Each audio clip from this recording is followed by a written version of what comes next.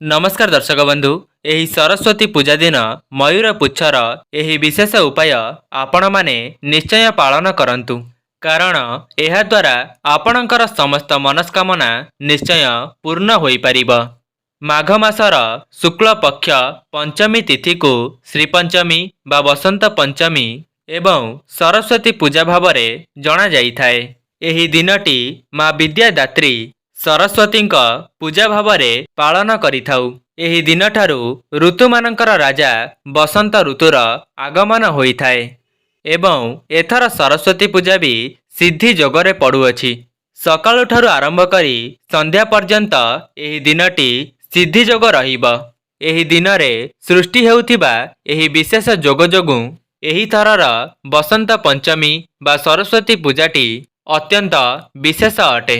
जहा फलरे आपण माने एही सरस्वती पूजारे जेउ भी पूजा उपासना बा उपाय को पालन करिवे ताहा अति शीघ्र आपणको फल प्रदान करिबो। माँ सरस्वतींकर विशेष कृपा को प्राप्त करिबा पई एही दिनटी को विशेष बोली माना जाइथाए। आपण माने जानती एही बसंत पंचमी बा श्री पंचमी परठारू जे कौनसी शुभ कार्य बा नूतन कार्य आपण माने आरंभ करि परिबे।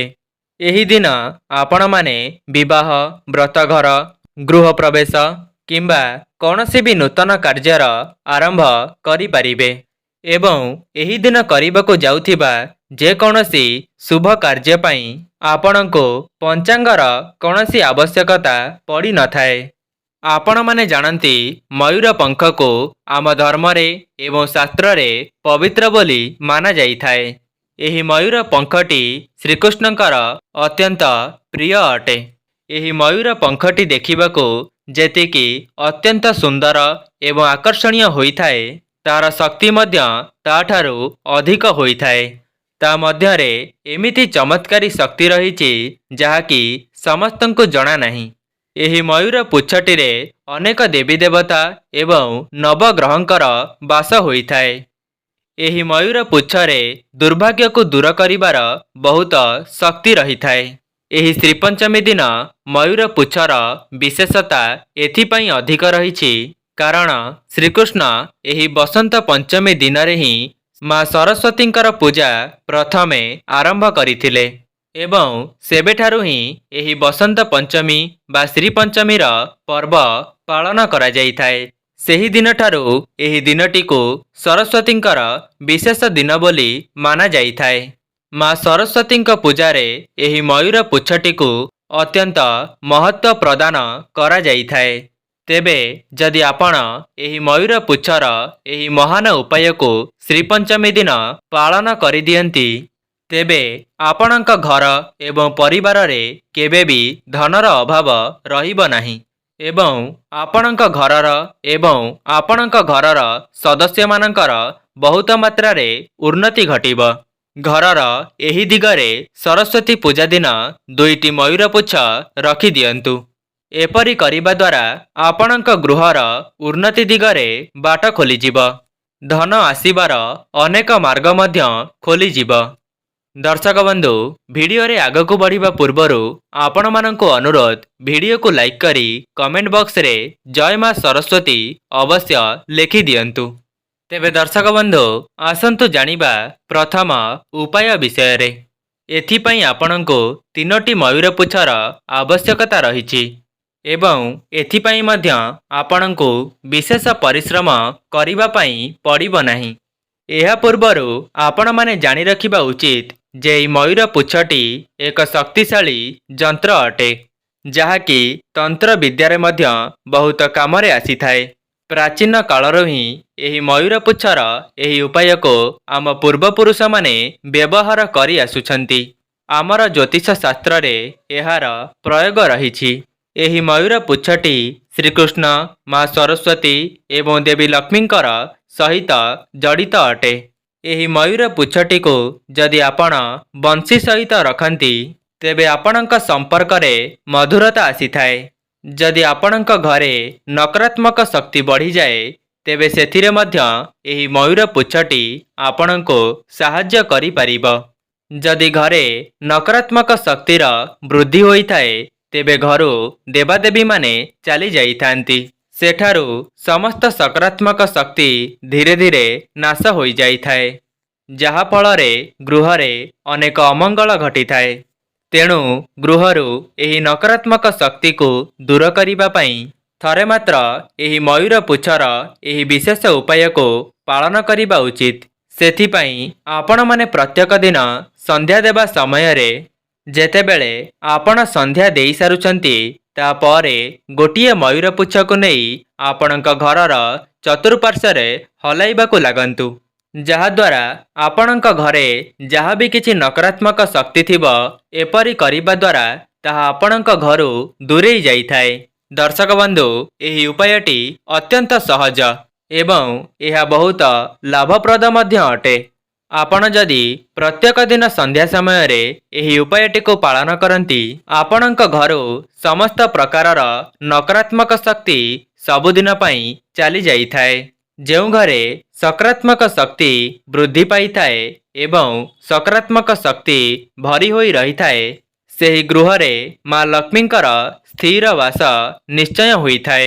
ଏବଂ ଯେଉଁ ଗୃହରେ ମା ଲକ୍ଷ୍ମୀଙ୍କର ବାସ ହୋଇଥାଏ, ସେହି ଘରେ କେବେ ବି ଧନର ଅଭାବ ରହିନଥାଏ କିମ୍ବା ସୁଖ ଶାନ୍ତିର ମଧ୍ୟ ଅଭାବ ହୋଇନଥାଏ।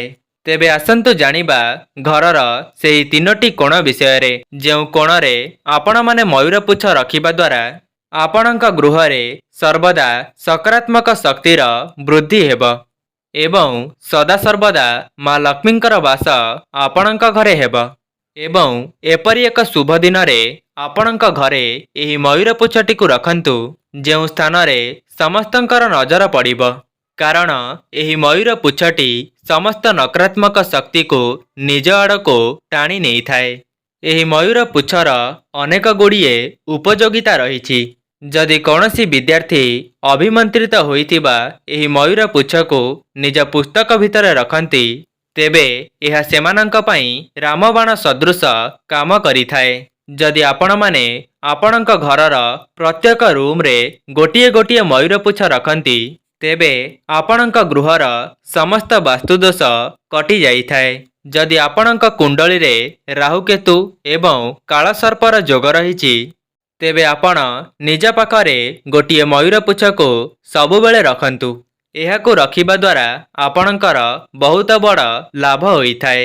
ଛୋଟ ଛୁଆଙ୍କ ପାଇଁ ଗୋଟିଏ ବିଶେଷ ଉପାୟ ହେଉଛି, ଯଦି ଆପଣଙ୍କର ଛୁଆ ବହୁତ ଅଧିକ ଜିଦି କରୁଛି, ତେବେ ଆପଣ ଗୋଟିଏ ମୟୂର ପୁଚ୍ଛ ନେଇ ତା ଆଗରେ ଜୋର ଜୋରରେ ହଲାଇ ସେହି ପବନକୁ ତା ଆଡ଼କୁ ଯିବାକୁ ଦିଅନ୍ତୁ। ସେହି ପବନକୁ ତା ଦେହରେ ବଜାଇବା ଦ୍ୱାରା ସେହି ପିଲାର ଜିଦି ଧୀରେ ଧୀରେ କମ୍ ହୋଇଯାଇଥାଏ। ନଚେତ୍ ଆପଣ ଏମିତି ବି କରିପାରିବେ, ଆପଣଙ୍କ ଘରେ ଲାଗିଥିବା ପଙ୍ଖାରେ ମଧ୍ୟ ସେହି ମୟୂର ପୁଚ୍ଛଟିକୁ ବାନ୍ଧି ଦେଇପାରିବେ, ଯାହାଫଳରେ ସେହି ପବନ ଆପଣଙ୍କ ପିଲା ଦେହରେ ବାଜିବା ଦ୍ୱାରା ତାର ଜିଦି ସ୍ୱଭାବ ଧୀରେ ଧୀରେ କମ୍ ହୋଇଯାଇଥାଏ। ଯଦି ଆପଣଙ୍କ ଗୃହରେ ନବଜାତ ଶିଶୁ ରହିଛି, ତେବେ ତାର ନଜର ଦୋଷ କାଟିବା ପାଇଁ ତାର ଶୋଇବା ଶେଯ ପାଖରେ ଆପଣ ଗୋଟିଏ ମୟୂର ପୁଚ୍ଛକୁ ରଖିଦିଅନ୍ତୁ। ଏହା କରିବା ଦ୍ୱାରା ପିଲା ଉପରେ କୌଣସି ବି କୁନଜର ପଡ଼ିବ ନାହିଁ ଏବଂ ତା ସହିତ ତାକୁ କୌଣସି ପ୍ରକାରର ନଜର ଦୋଷ ମଧ୍ୟ ଲାଗିବ ନାହିଁ।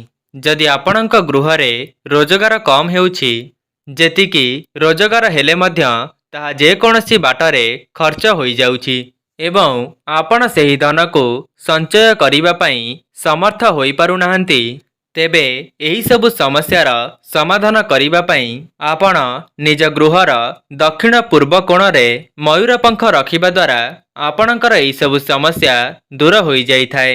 ଏପରି ମାନାଯାଇଥାଏ ଯେ ଯେଉଁ ଘରେ ମୟୂର ପୁଚ୍ଛ ରହିଥାଏ, ସେହି ଘରକୁ ସାପ କେବେ ବି ପ୍ରବେଶ କରିପାରିନଥାଏ। ଯଦି ଆପଣଙ୍କ ଘରକୁ ସାପ ପଶିବାର ଭୟ ରହୁଥାଏ, ତେବେ ଆପଣ ନିଜ ଘରର ସାମ୍ନାରେ ମୟୂର ପୁଚ୍ଛକୁ ଲଗାଇ ଦିଅନ୍ତୁ। ଏପରି କରିବା ଦ୍ୱାରା ମଧ୍ୟ ଆପଣଙ୍କ ଘରକୁ ସାପ ପ୍ରବେଶ କରିପାରିନଥାଏ।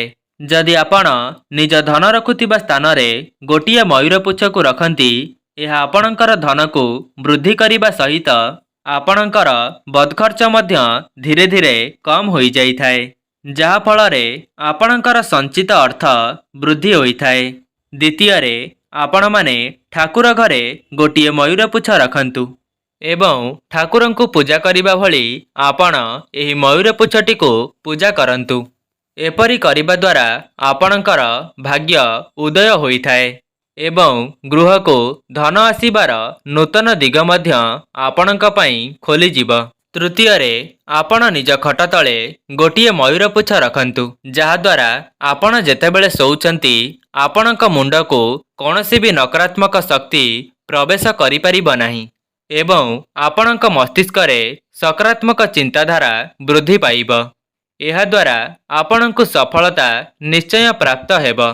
ଏହା ବ୍ୟତୀତ ଆପଣମାନେ ଆପଣଙ୍କ ମୁଖ୍ୟଦ୍ୱାର ସାମ୍ନାରେ ଗୋଟିଏ ଗଣେଶଙ୍କର ଫଟୋ କିମ୍ବା ମୂର୍ତ୍ତିକୁ ଲଗାଇ ଦିଅନ୍ତୁ। ଏହାପରେ ସେଠାରେ 3ଟି ମୟୂର ପୁଚ୍ଛ ଲଗାନ୍ତୁ। ଏପରି କରିବା ଦ୍ୱାରା ଆପଣଙ୍କ ଘରର ସମସ୍ତ ବାସ୍ତୁଦୋଷ ଦୂର ହୋଇଥାଏ ଏବଂ ଆପଣଙ୍କ ଘର ଉପରେ କୌଣସି ବି ଖରାପ ନଜର ପଡ଼ିପାରିନଥାଏ। ତେବେ ଦର୍ଶକ ବନ୍ଧୁ, ଏହା ଥିଲା ମୟୂର ପୁଚ୍ଛକୁ ନେଇ କିଛି ବିଶେଷ ଉପାୟ, ଯାହାକି ଆପଣମାନେ ସରସ୍ୱତୀ ପୂଜା ଦିନଠାରୁ ଆରମ୍ଭ କରିପାରିବେ।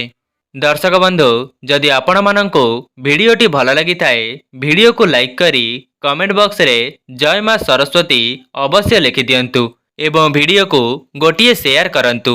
ଆଜି ପାଇଁ ରହୁଛି, ନମସ୍କାର।